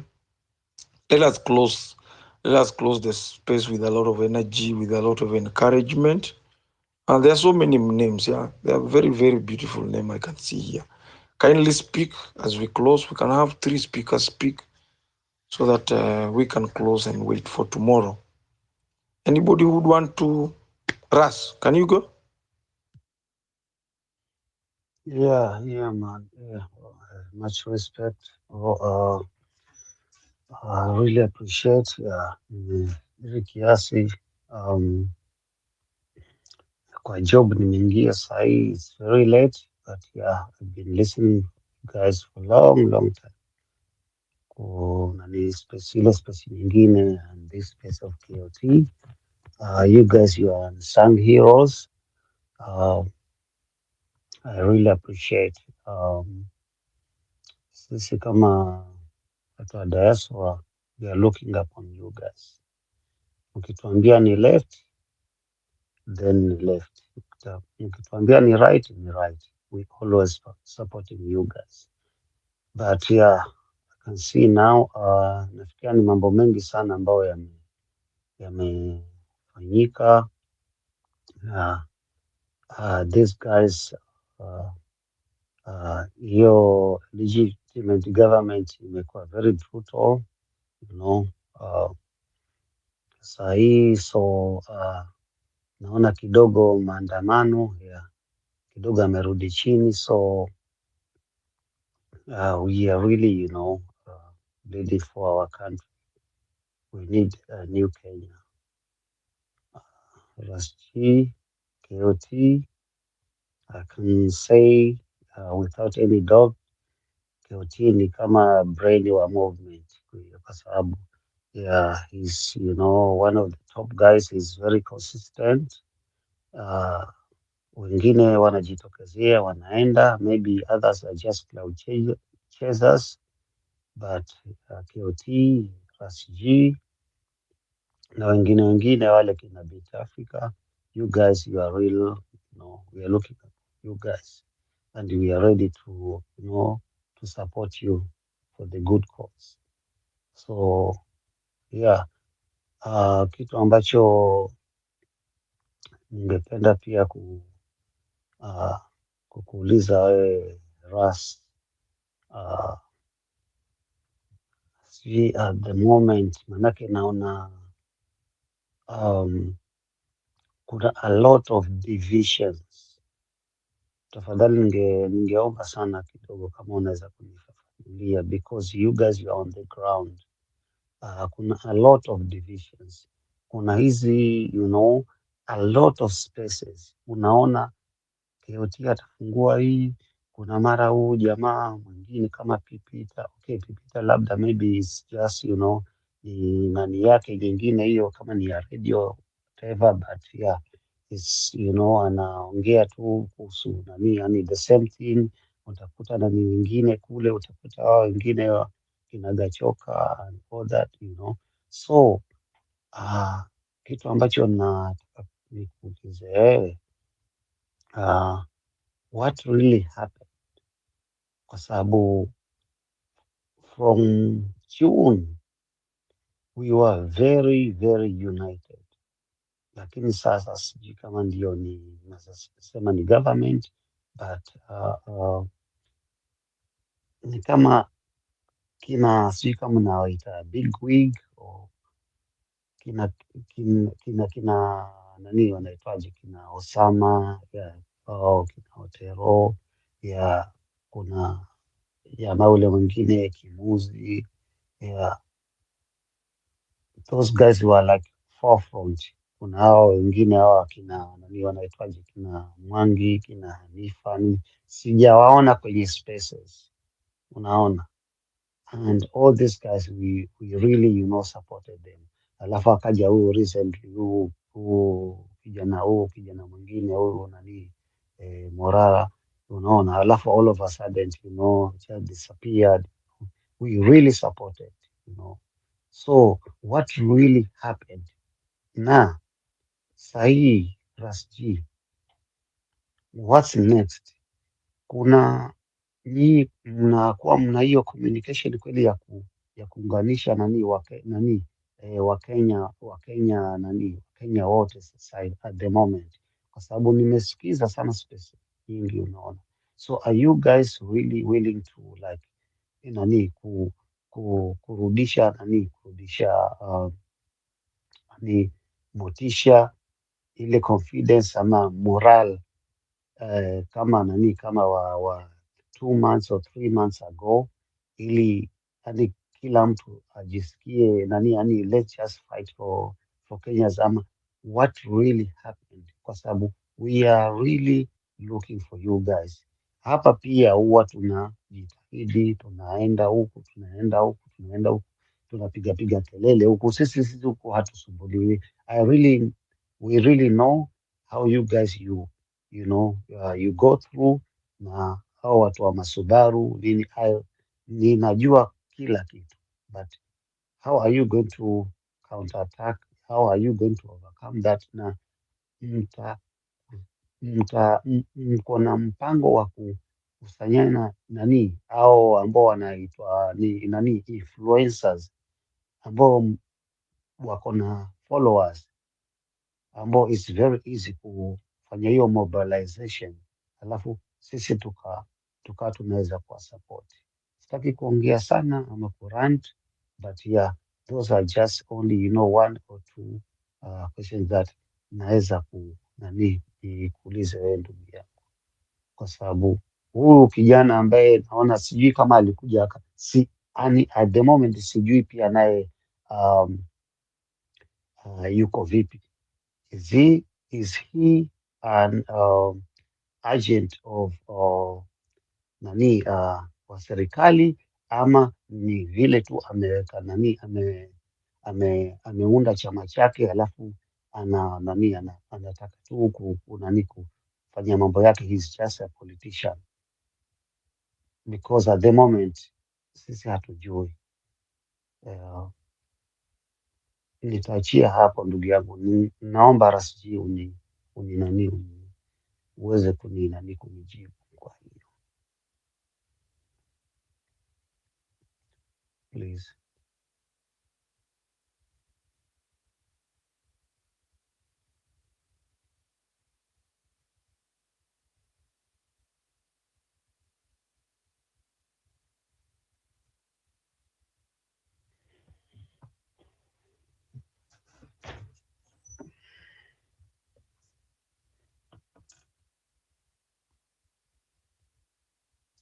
Rasji,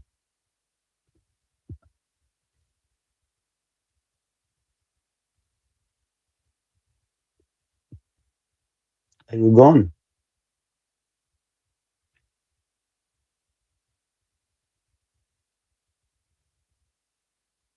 Hello?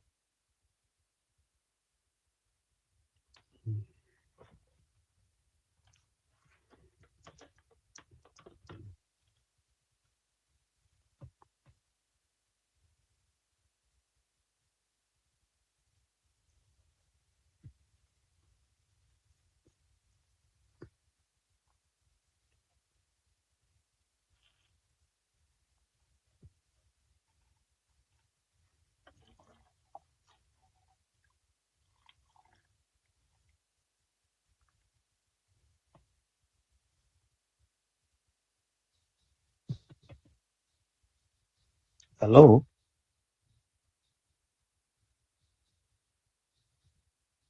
Ras, are you there, Ras? Yes, yeah, ni kama nani ameenda.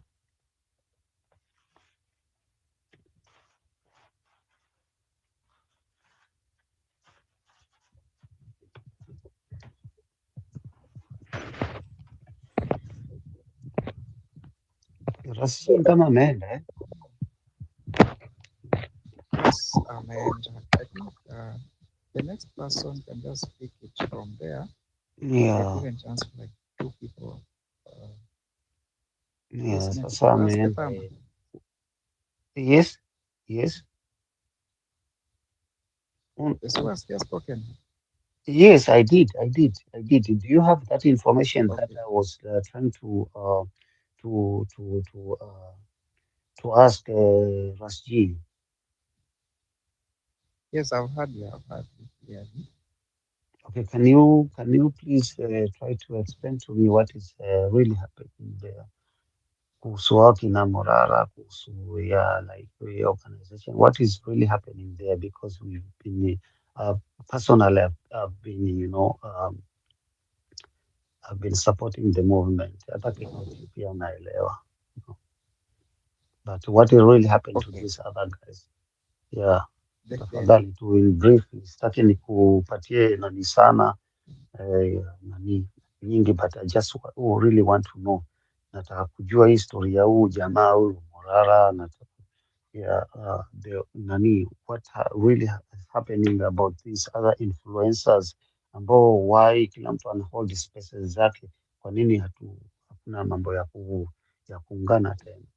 Yeah, in briefly tu sitaki nipatie All right, thank you. Sorry, I don't think I can talk on their behalf. Okay. I think there's a team. There's a team who can speak. They meet every day. They have their plans, and I'm not part of that team. So I think if I answer anything on that, I might just speculate, which is not right for now. Okay. Yeah, just bear with me. But I think information will reach them.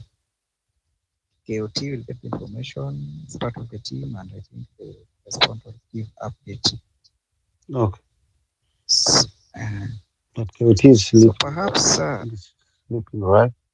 Yeah, KOT is sleeping. He's sleeping. Yeah, but you'll get information. The proceedings are recorded. Okay. And you get everything. So can we just get one person before us wakes up? I don't know whether he has a problem with mic or. Yeah, and his mic is off. Okay. Yeah, his mic is off. KOTP. So anyone who is next? Was spoken? Zach. Not sleeping. Nana, just dawned on me kuna watu wako mahali ni mchana.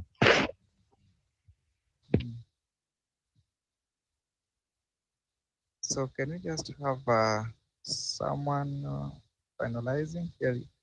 Ras had given chance for 2 people, 2 or 3, and then that was to be the end. So can we get the next person? Who is ready on a mic? Who's na co-host Comedos? So I think this is funny. So we close it at that point. But I don't have the powers to close the meeting.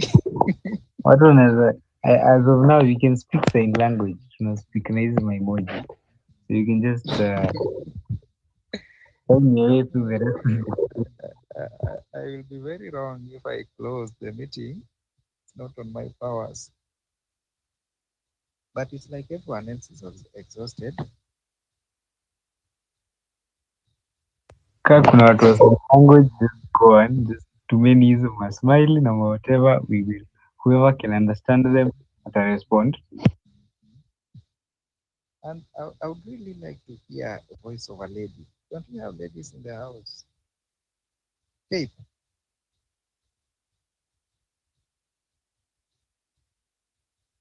Kate is a listener. And I can't make her speaker. Very unfortunate. Okay. So it's like all this. Razi has a problem and he's co-hosting the rights zimenyongwa na Elon Musk. So now he needs he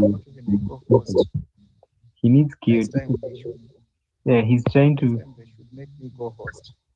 Mimi. Mimi. Wacha tukiutia amelala.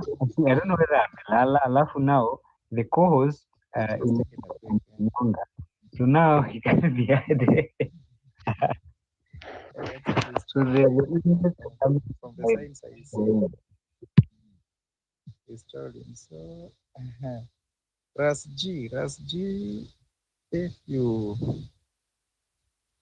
give us okay, we can proceed. If you can take over, can be better.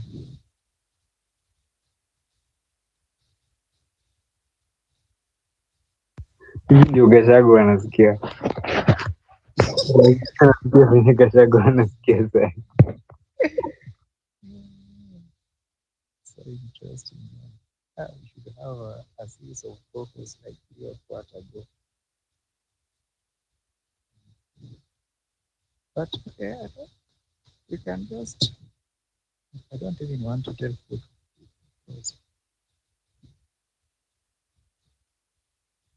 I don't have any powers to do so. Okay, so we call it a day then, yeah? gani? So I think we call it a day, right? Call it a night. Rasji amekuwa impeached. Rasji amekuwa impeached. Yeah, Rasji is now saying, "Aki ya Mungu, hii ni mambo gani?"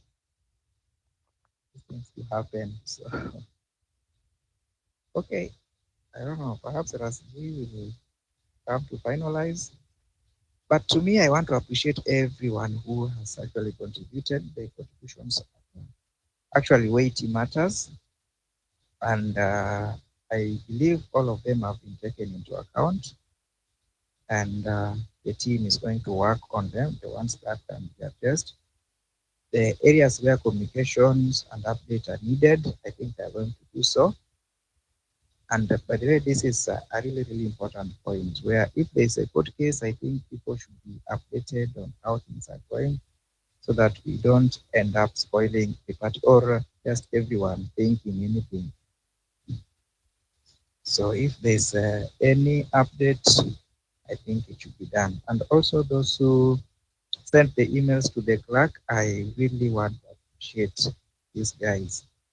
You've spoken, and but that is one area where many people do ignore. But this time, I think the message has reached home. So the clerk of the Senate, I believe you're not going to say that 80% supported it. That thing is 100% reject. And plus the rest have been listening. Of course, we can't speak if there's no listener. So I want to appreciate all of you, the diaspora team, the Kenyan team.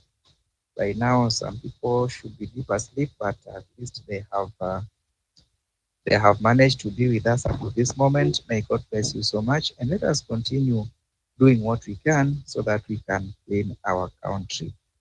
This is the only country we have. If we leave it, we are going to be refugees, and we can't leave our country and go somewhere when we can make it better. So let us keep pushing. Let us do what we can. Let us remain united and strong. That is the strength. The only strength that we have is our unity. If we start separating and going different ways, whichever way we are separated, be it political, ethnic, or any other way, then we have actually we'll miss the point. But if we remain united, no matter the politics, no matter the tribe, no matter the situation, I think we will actually reach where we want. So mine is just to give thanks to everyone. May God bless you all, and allow me also to take a break until tomorrow. Thank you so much. Yeah, I really appreciate on behalf of the guys from diaspora. We really appreciate. Ni kama mojawapo hapa. It's not so easy to survive here. Like right now, it's going to winter time. It's getting very cold here. So yeah, I wish we all longing to come back to Kenya. So yeah, we like this. We need the sun. We need the organic food and all that stuff. So tumeshukuru sana Daniel, Robert, kutufungia. So I think the host and the co-host, they are all, resting. So yeah, tumeshukuru sana. Yeah. Asante pia, and thank you for the guys who joined the space. I joined a bit late, so I may not be able to know all the stuff you talked about. But I think KOT akiamka yours as a space, and I think this KOT is really pushing this whole Adani thing. So wasi wenye wanaweza tokea, I think he would all want us to be there. The day of that hearing. TG really wants us to be there because he told us it's making a statement of public participation, because it's showing that this is an actual public interest thing. It's not just they're saying it's public interest on the paper, but when guys are actually outside the courtroom, even guys joining via video call, the way we joined, tukapiga makelele huko hadi judge akazima, it shows that this is an actual public interest issue, because among the reasons they've put on that petition is that it's a public interest issue. So I think he wants as many of us there because it highlights the issue, and he also shows to the judges that yenyewe hii si watu tu wametoka huko peke yao. Because when the guys are shouting, I think itasaidia. So the guys that can come, most def, show up. I'm done. Guys, mimi nitaongea neno kama moja ama mawili ya kusema ukweli. First due has to be said. KOT has been, unajua kila movement ama kila serikali huwa kuna brain behind it. Kama ni gari kuenda lazima kuwe kuna engine. What I can confess or what I understand or what I know, mpaka sahi huyo kijana wa KOT has been or is the brain of this movement. Sio mambo ya kuwa vocal, sio mambo ya kuwa on the ground, sio mambo ya posters, sio mambo ya every single thing. I don't think that ani huyu naweza kusema he is an unsung hero. He is an unsung hero kwa sababu he is very simple, lakini ningeomba jamaa sisi ambao tuko diaspora na hata pia let's run behind this gentleman. Let's believe what he's trying to do, because sometimes he goes 24 hours without sleeping. But what is he doing? He's not selfish. He's fighting for Kenya, for a better Kenya. Wengine walikuwa ni cloud chasers, lakini this guy is unsung hero. So let's rally behind him. Let's support him. Let's support a new Kenya. Watu kama kina Rasji hao kina Wanyama hao walikuwa wakifanya nani, hiyo inaitwa sauti ya I think sauti ya wananchi and all that, you know, kina Wafula, unaona, you're the 60, all those, you know. But this guy has been very, very consistent. Unaona. So sitaki kurant ama kuongea sana guys. Let's support. And kama kuna maandamano, let's rally together.